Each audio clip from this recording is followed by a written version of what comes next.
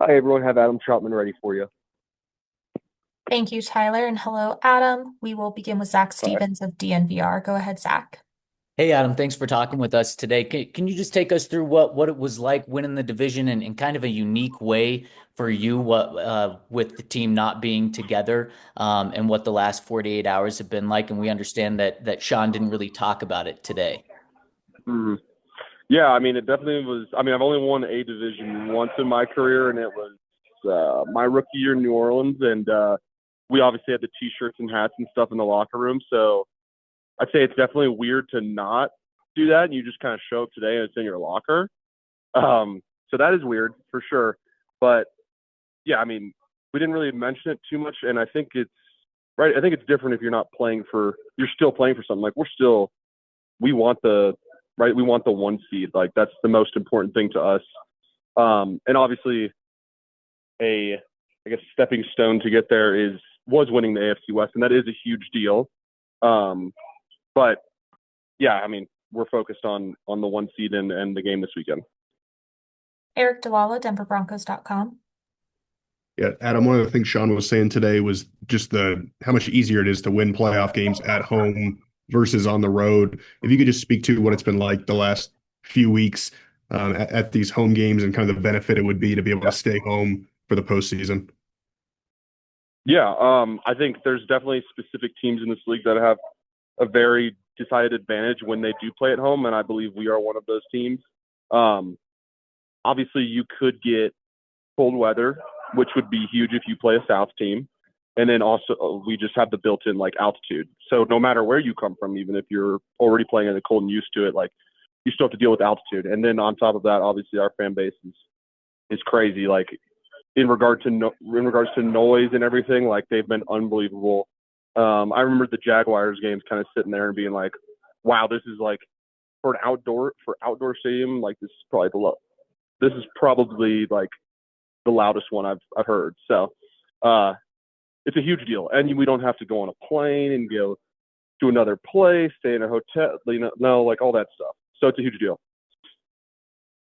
Luca Evans, The Denver Post.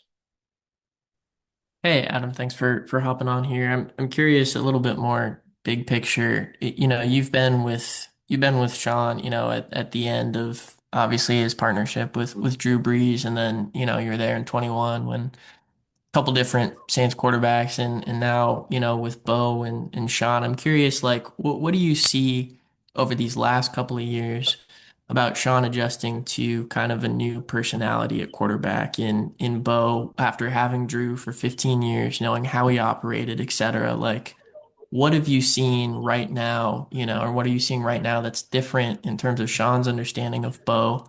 It's different from when he came in, after the draft, right immediately. Yeah, I think obviously when he first got here, it was kind of like, all right, this is like this is the offense. Like, what what is he best at that Sean traditionally always did with Drew and everything. Um, and then like how can you capitalize on Bo's strengths that he has that like a big part of Bo's game is his mobility. He moves really well. Um, so how can you incorporate that? Bo likes a lot of the perimeter stuff, like so. Sean's done a great job over the past 2 years incorporating that, understanding what Bo likes, understanding what he likes in certain situations, down distance, all that type of stuff. So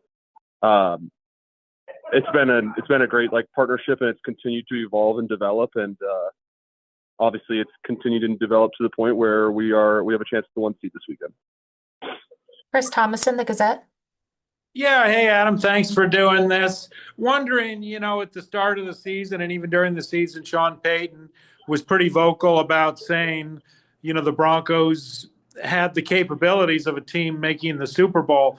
Once he started talking about that, how much confidence did that give the players? Did that kind of radiate down to Mm-hmm. the players?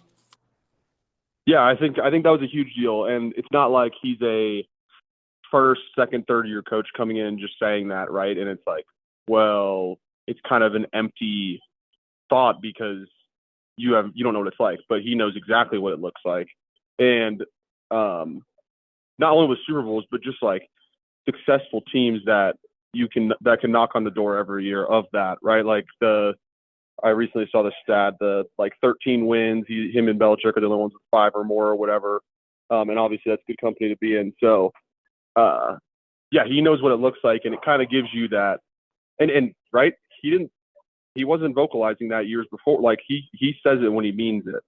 And because it wasn't like he got here and was immediately like, this is a Super Bowl team right away, it's like it actually has some meaning to it. And obviously that's just who he is and how great of a job he's done. That it's a motivation thing as well. Like you feel motivated by that because you have this Hall of Fame coach who's been there, done that, telling you that this is it, and like this is what this team is capable of. So definitely a confidence booster. Parker Gabriel, the Denver Post. Hey, Trout. Sean said he hadn't seen the division championship hats and T-shirts, but he'd heard they were ugly. Alex said his was going to go in a box. Like, what actually? First of all, are they ugly? And second of all, what do you actually do with them? Like, put them in a display somewhere? Do they go in a box? Do you wear them around town? Like, what happens with this stuff? Yeah, no, I don't think anybody's going to be like necessarily wearing them, but mine will go in my little, I guess, memorabilia box of like shirts and stuff. That's exactly where mine will be going. But yeah, I mean, the slogan's interesting on it, I guess, with the like been there, won that or something, and like nobody in this building playing has won a division championship. So not really sure I get that one, but I mean, I think it's the generic across the league. So yeah, I mean, it doesn't really matter. It's cool to have though, for sure. It's like a piece of memorabilia or whatever, but it also can be, right? It can be also one of those things you look back on and it's like almost disappointing if the season doesn't end how you want. So cool to have, and it will be going in a box for me. We'll go last question, Andrew Mason, the Fan. Hey, Adam, 2 of the last 4 games this month, you guys have won against the Raiders and the Chiefs with these long drives in terms of time possession that were longer than you had prior to this point this season. So as you go into the playoffs, how valuable is it now to have that kind of club in your bag that you can win games by just kind of gradually working those drives and kind of choking the life out of a defense like that?